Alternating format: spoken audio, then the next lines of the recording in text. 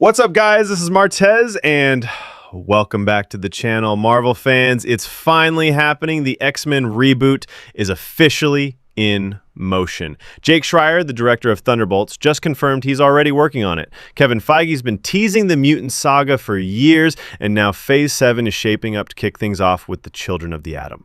So today, we're breaking down everything we know so far. The confirmed details, what Phase 7 looks like, how comic book lore might guide the story, and some wild fan theories about where the X-Men fit into the MCU's future.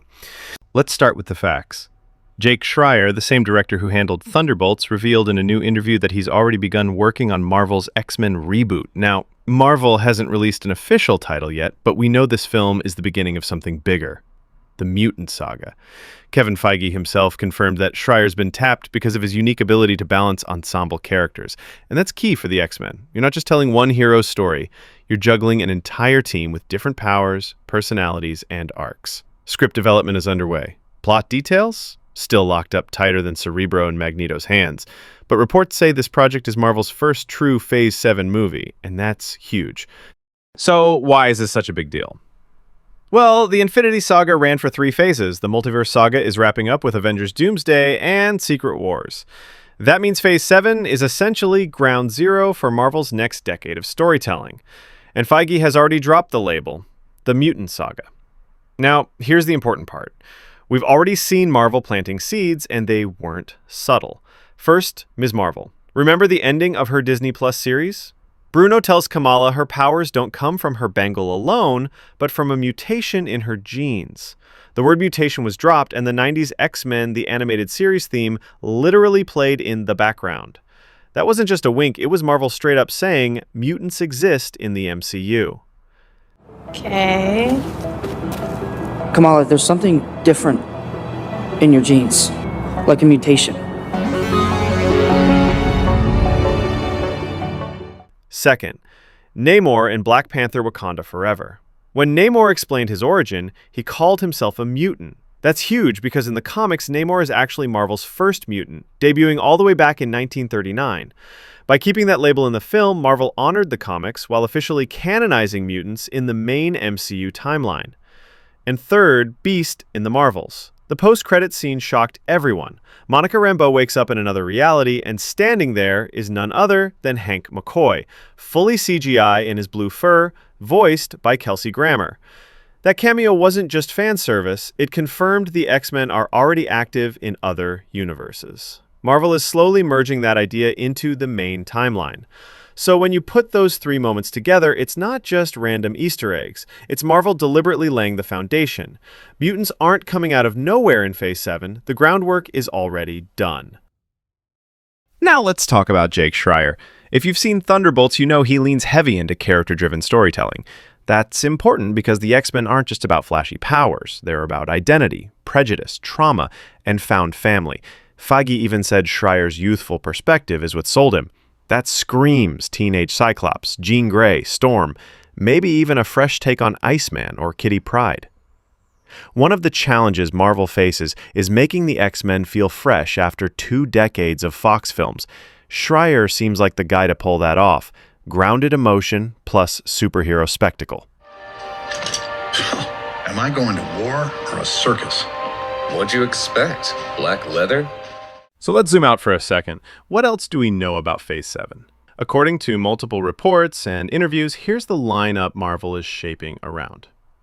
First, the X-Men reboot.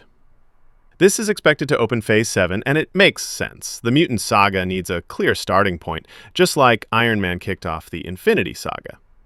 Now, Marvel hasn't confirmed castings yet, but insiders have said Feige doesn't want to rush. The priority is making this reboot feel like a fresh start, not just a continuation of Fox's X-Men movies. That means new actors, new dynamics, and a team that fits organically into the MCU. Expect this to be the Iron Man moment of Phase 7. To me, my X-Men. Next, Black Panther 3. This is huge because Wakanda is already connected to mutant lore. In the comics, Storm, yes, that Storm from the X-Men actually marries T'Challa. Now, Marvel hasn't said whether they'll go down that road, but introducing mutants in Wakanda is a very real possibility. On top of that, Namor, who was introduced in Wakanda Forever, is Marvel's first mutant, so a third Black Panther film naturally fits into the mutant saga, continuing Wakanda's story while tying it directly into mutant history. Then Doctor Strange 3. This one will likely deal with the fallout of Multiverse of Madness and Strange's partnership with Clea. Now, why is that important for the mutant saga? Well, mutants and magic have always overlapped in Marvel Comics. Scarlet Witch, for example, is both a sorceress and a mutant in the comics. Strange's story could be the bridge between mystical threats and mutant emergence, giving Marvel the chance to weave both sides of its universe together.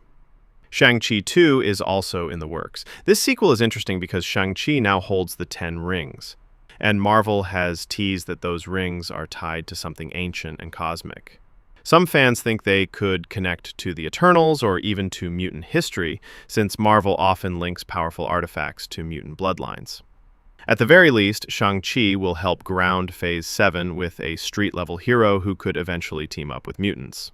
And finally, a Fantastic Four sequel.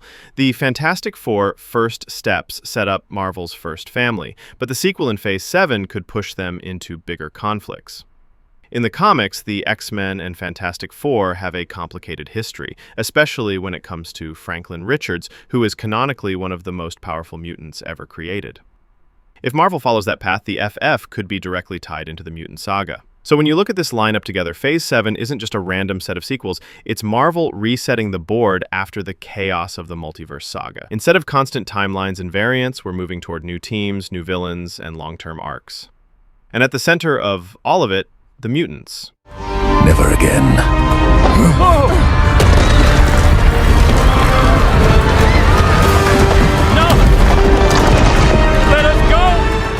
Now here's where it gets interesting.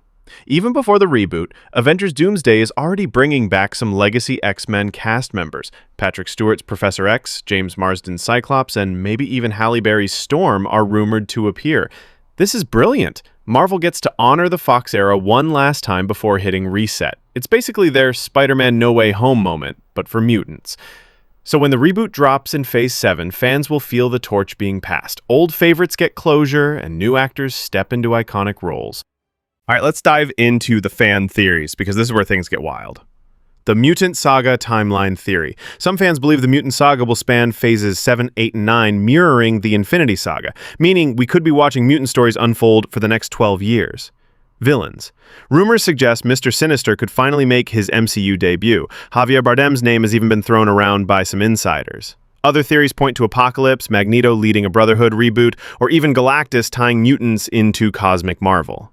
Teenage X-Men focus. Another popular theory, instead of starting with the fully formed team, Marvel introduces the students first. Picture a year one vibe with the school, then they grow into the X-Men across multiple films.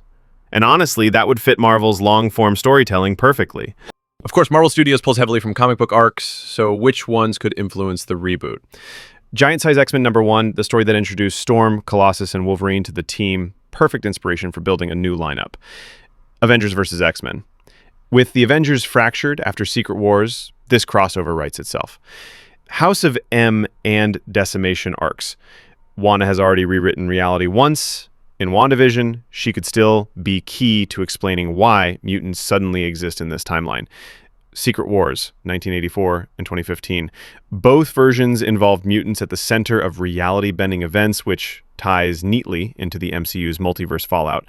The comics are packed with material. Marvel just has to decide whether they're starting small or going all in on cosmic mutant threats.